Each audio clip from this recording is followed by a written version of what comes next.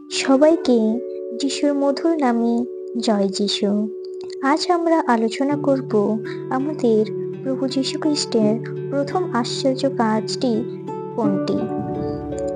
যোহন লিখিত সুসমাচারের 2 অধ্যায়ের 1 থেকে 12 পদে এমন লেখা আছে, তৃতীয় দিনে গালিলের কান্না নগরে একটা বিয়ে হচ্ছিল এবং যিশুর মা সেখানে ছিলেন।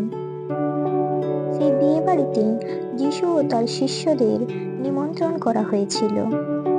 যখন সমস্ত দ্রাক্ষারস ফুরিয়ে গেল, তখন যিশুর মা তার কাছে এসে বললেন, এদের আর দ্রাক্ষারস নেই। যিশু বললেন, হে নারী, তুমি আমায় কেন বলছো কি করা উচিত? আমার সময় এখনো আসেনি।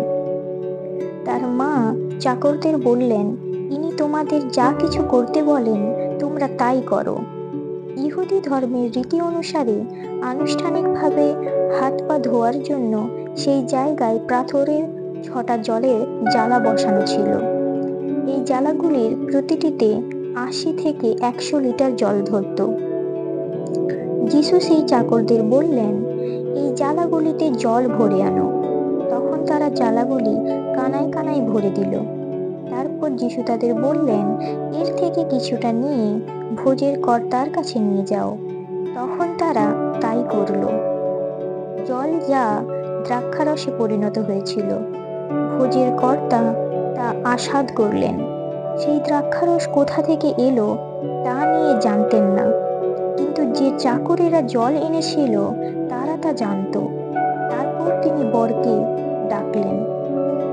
তিনি বললেন, সাধারণত প্রথমে লোকে ভালো দ্রাক্ষারস পরিবেশন করে, আর অতিথিরা যখন মাতাল হয়ে ওঠে তখন তাদের নিম্নমানের দ্রাক্ষারস পরিবেশন করা হয়।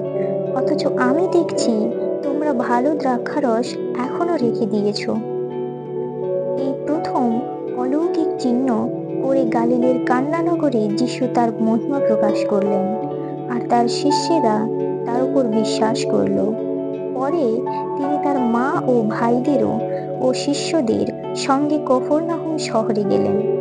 সেখানে তারা অল্প কিছুদিন থাকলেন। প্রভু যিশুর এই জল থেকে দ্রাক্ষারসে পরিণত করার মহিমাটি ছিল আমাদের প্রভু যিশুর প্রথম অলৌকিক এবং আশ্চর্য কাজ।